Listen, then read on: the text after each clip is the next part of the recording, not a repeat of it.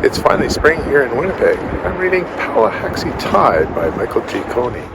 Pallahaxi Tide by Michael G. Coney was published in Canada in 1990, but it's a reprint, and it's a retitled reprint.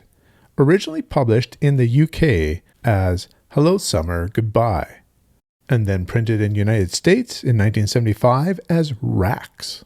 Hello Summer, Goodbye is definitely part of the theme of the book. Rax is the name of a planet that's affecting the planet of our protagonist.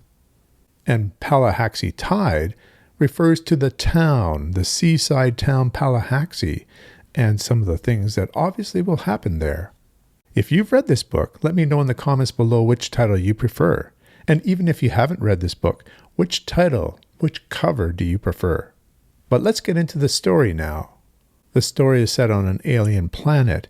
Its orbit provides wild swings in temperature, but there's also another planet, Rax, which is affecting it. Although an alien planet, the inhabitants are very much human-like. Nothing has gone into explaining here what is happening. I just assume that they are natives of the planet itself. People are sometimes referred to by the places that they come from.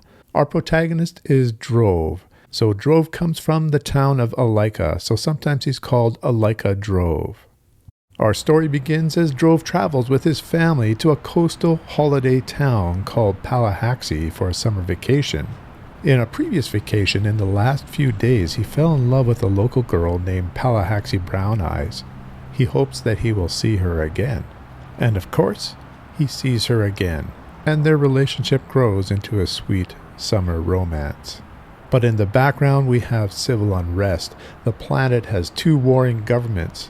Drove slowly discovers that the adults around them are acting weird, that there are some hidden motivations, not only because of the war, but because of an upcoming major climate shift. The cold is coming, and there's an astronomical reason why this cold could last for 40 years. Drove and Brown Eyes people aren't the only inhabitants of this planet. We also have the Loran, mysterious, furry, semi-sentient native creatures that possess telepathic abilities.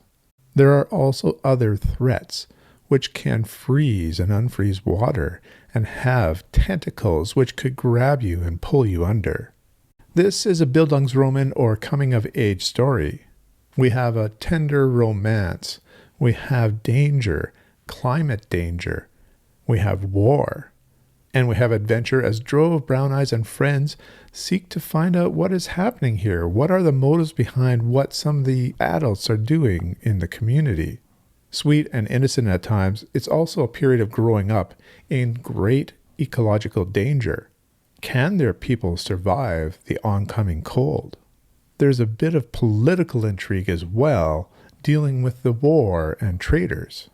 You may also like a strong portrayal of a seaside community, the people within, and their mistrust of people who come from outside. So we have a first-person narrative of a gentle coming-of-age love story in the face of war and eco-disaster. It also has an ending which is earned but may be a surprise. In fact, it comes down to the last sentence. I want to give you one passage from the book which shows you the growth in the character of Drove. This is Drove speaking.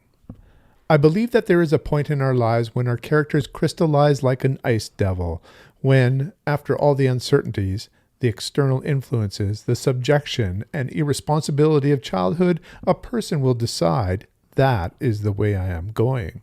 I have seen it all. I have listened to the views of my parents and teachers, and although I concede there are facts I do not yet know, nevertheless, my character is now so formed that I will not be thrown by new facts. They will increase my knowledge of the world, but they will not change my attitude to that world or my conception of my own role in that world. At last, I know enough of other people to know when I am right. I've only read one other Michael G. Coney novel, Friends Come in Boxes. That was a bit of a weird read, and if you're interested, I'll link below my review. Some had told me that that was a bit of an outlier from his work, and that this one perhaps was his masterpiece. It is a very good novel. I would give it 8.5 out of 10. There is a sequel too that was published posthumously. I Remember Pallahaxi. Now it's your turn. Remember, you can tell me which title you prefer, perhaps which cover you prefer. If you've read Pallahaxi Tide, what did you think of it? Have you read the sequel? Please let me know in the comments below. Until next time. Hold on there, Richard. This is Editing Richard, and I almost forgot to mention that my friend Keith from Tau Zero sent me this book as a gift. So this was a recommendation from him to read. I'll put a link to his channel below as well. All right. So now, until next time, keep reading.